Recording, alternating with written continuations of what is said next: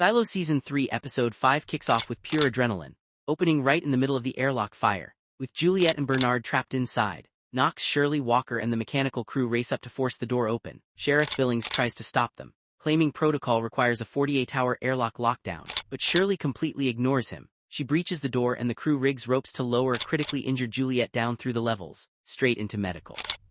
While Juliette is rushed to safety, the real power shift happens up in IT. The algorithm orders Robert Sims and his son out of the room, leaving his wife Camille alone with the mainframe. Camille comes home late to deliver a bombshell. The algorithm has officially made her the new head of IT.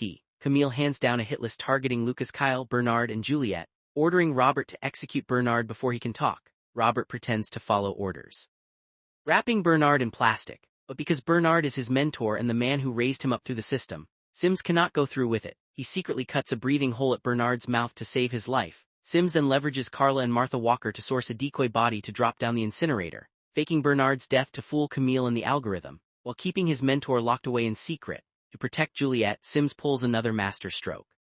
He plants an instigator in the crowd to start shouting Juliette for mayor, forcing a public movement that makes Juliette politically unkillable under Silo law, all while running his own shadow game behind Camille's back. Here's the plot archaeology theory on why this changes everything. Our theory at Plot Archaeology is that this opening proves judicial and it are completely fractured.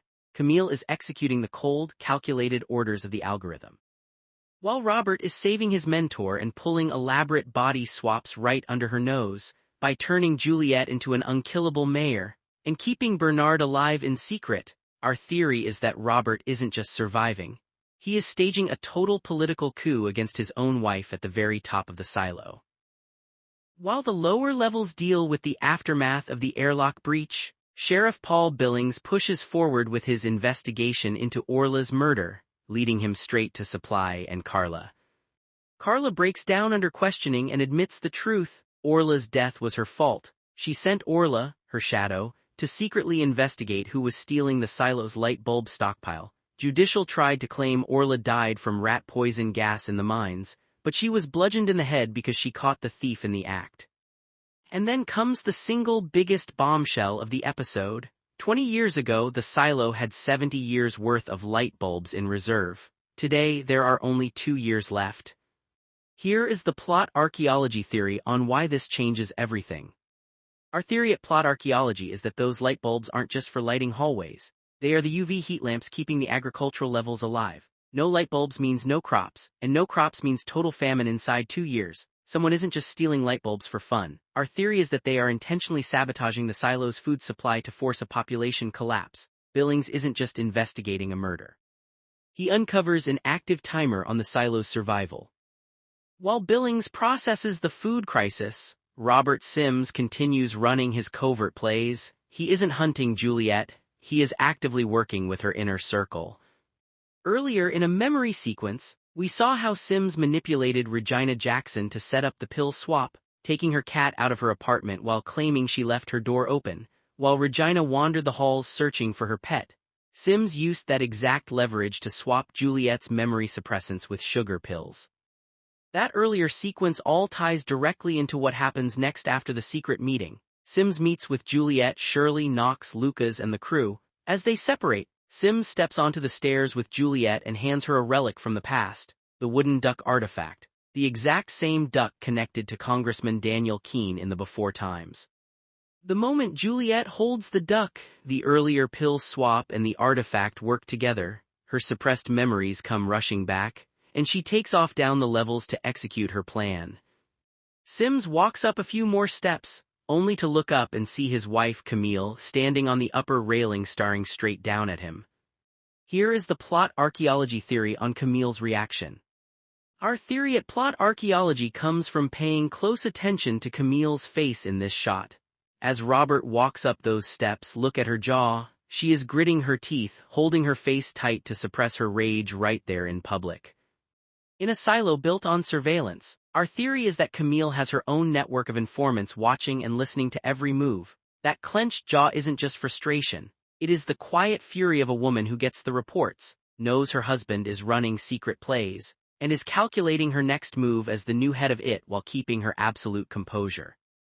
Down in the digger void, Juliette confronts the badly burned former mayor and head of IT. Bernard, demanding answers about how the silo truly functions. Sims kept Bernard alive in secret after faking his incinerator death, using him as a living vault of information. In this confrontation, Bernard drops critical truths on Juliette regarding judicial's control, the legacy system, and how fragile the silo's internal balance really is. Here is the plot archaeology theory on why Bernard is still the key. Our theory at Plot Archaeology is that Bernard isn't just a former mayor. He is the last direct link to the true mechanics of IT leadership. Even though Sims kept him alive to exploit his knowledge, Juliette confronting Bernard marks a total shift in power. Our theory is that Bernard realizes the old system of total suppression is failing, with rebellions brewing and resources running out. Juliette isn't just looking for revenge. She is extracting the foundational secrets needed to dismantle judicial's grip once and for all. This brings us to the climax in the before times, which redefines the entire backstory. Congressman Daniel Keene and Helen Drew are driving on the highway, getting dangerously close to uncovering the truth about Charlotte's crash. Suddenly, their car's dashboard locks up, steering, brakes, acceleration, completely overridden by a remote signal. Here is the plot archaeology theory on what's happening. Our theory at Plot Archaeology is that this remote takeover isn't a simple assassination attempt. It is an automated reroute by the early AI mainframe.